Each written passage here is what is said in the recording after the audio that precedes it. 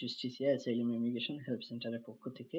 আপনারা জানেন আমি 2019 সাল থেকে ট্রান্সলেট এবং ফ্রান্সে বসবাসকৃত বিদেশীদেরকে নিয়ে আমার সকল ধরনের অ্যাডমিনিস্ট্রেটিভ কাজ করে থাকি। তারই ধারাবাহিকতায় আজকে আপনাদেরকে কিছু তথ্য দেওয়ার চেষ্টা করব। তো আমরা দেখতে পাইতেছি বেশ কয়েক বছর থেকে যারা অপেরাতে কেস পান, অপেরাতে কেস পাওয়ার পরে অনেকের নামের সাথে এমডি লাগানো থাকে। এটার মিনিং তারা জানতে চায়। আমাদের অফিসে অনেক ক্লায়েন্ট আসছে যে অপেরা থেকে চিঠি দিয়ে জানতে চাইছে যে এমডি এর অর্থ কি। তো অনেক ভাই আবার চিঠির রিপ্লাই দিছে এমডি মানে মোহাম্মদ, এটা বলছে অপেরাতে। তো আসলে ফ্রান্সের আইন অনুযায়ী এই যে পুরুষদের ক্ষেত্রে এমডি এটা এক্সিস্ট বা এটার কোনো এটার কোনো হদিস নাই, তথ্য নাই, বা এটা গ্রহণযোগ্য না। মহিলাদের ক্ষেত্রে আমরা বেশিরভাগ দেখি যে নামের সাথে এমএসটি লাগানো থাকে। আসলে এইটাও এমডি এমএসটি এটা এই দেশের আইন অনুযায়ী বা এই দেশের সিস্টেমে এটা এক্সিস্ট বা এটার কোনো ভিত্তি নাই, এটার কোনো তথ্য নাই।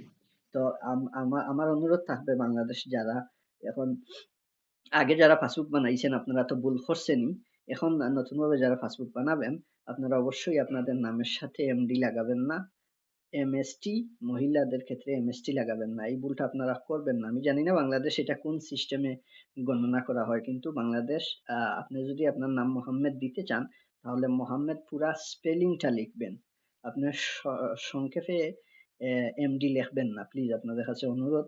এটার ভুক্তভোগী আপনারা হবেন। আপনারা যখন বাংলাদেশ থেকে বের হয়ে আসবেন, ওয়ার্ল্ডের যে কোনো দেশে যান, ইউরোপিয়ান ইউনিয়নের ফ্রান্সে বা ইউরোপিয়ান ইউনিয়নের যে কোনো দেশে যান, আসলে এই শর্ট নামটা এটা কোনো মিনিং হয় না।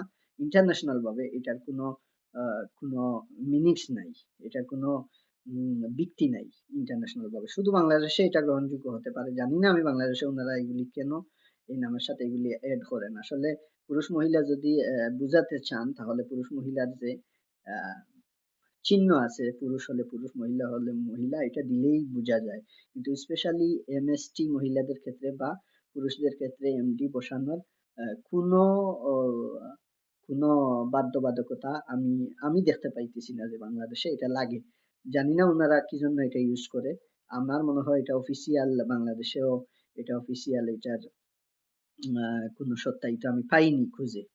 তো আমি অনুরোধ করব আমার বাংলাদেশী সকল ভাই বোনদের যারা আমার এই ভিডিও দেখতেছেন, আপনারা বাংলাদেশে যারা পাসপোর্ট এখন বানাবেন অবশ্যই আপনারা আপনাদের নামের সাথে এমডি কখনোই দিবেন না। যদি আপনারা মোহাম্মদ লিখতে চান পুরা মোহাম্মদ স্পেলিংটা লিখবেন, কিন্তু এমডি দিবেন না। তারপরে এমএসটি মহিলাদের ক্ষেত্রে এমএসটি আপনারা ইউজ করবেন না, ব্যবহার করবেন না। এটা শুধু বাংলাদেশ পরে, ওয়ার্ল্ডের যে কোনো দেশে আসেন আপনারা, এখানে এটা গ্রহণযোগ্য হয় না।